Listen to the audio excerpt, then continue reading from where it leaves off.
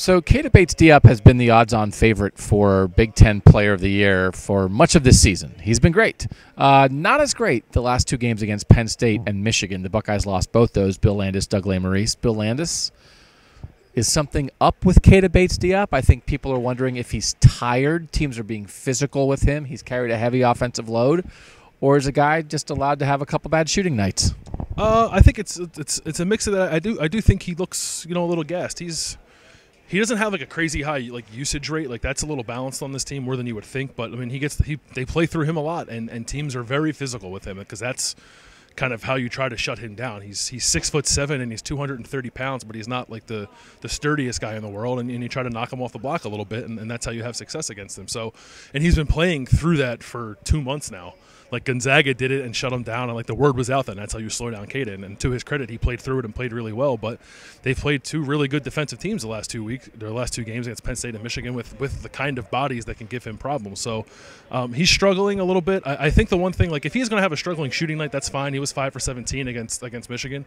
But even before, when he had poor shooting nights or lower scoring nights, he was doing other things, passing the ball, rebounding the ball, and that's dipped a little bit. And that's more concerning to me than his field goal percentage being down. And they've got to be able to pick up the slack for him a little bit more. I mean, Jayshawn Tate had a very good game on Sunday, but not a lot of guys did a lot of other things. You can't only win because Keita Bates-Diop scores 28 points every game. Nobody on Ohio State's team is in the top 10 in the Big Ten in minutes per game in conference play, which I always think is a big deal. Ohio State often in the past has had guys in the top 10. So they're not. I mean, Keita and Jayshawn Tate both play about 30 minutes a game. That's not crazy. So it's not. It's about what you do when you're out there.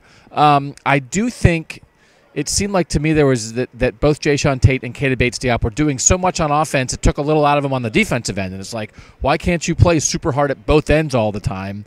And I do think maybe their help defense isn't quite as good because they're really.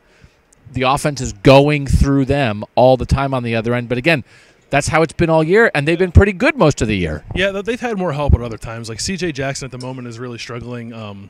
There's usually it hasn't been a consistent bench guy, but usually you can rely on one to give you a little something, and that's kind of suffering at the moment. Cam Williams is coming off the bench and not doing much since coming back off suspension. And I think one other point about Keita, too, and it's not to create an excuse for him, but, like, he didn't play last year.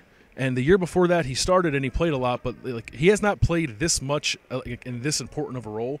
So I think getting worn down a little bit is to be expected. It's just like on him, like to bounce back and play through it, because if he doesn't, they're kind of screwed. Ohio State will finish its home schedule Tuesday night against Rutgers. We'll have a lot of coverage all this week. They finish then at the end of this week at Indiana. And then it's the Big Ten tournament coming up. So there's a lot more coming, a lot more coverage from Bill Landis. Thanks to you guys for watching and for reading. He's Bill, I'm Doug, and this is cleveland.com.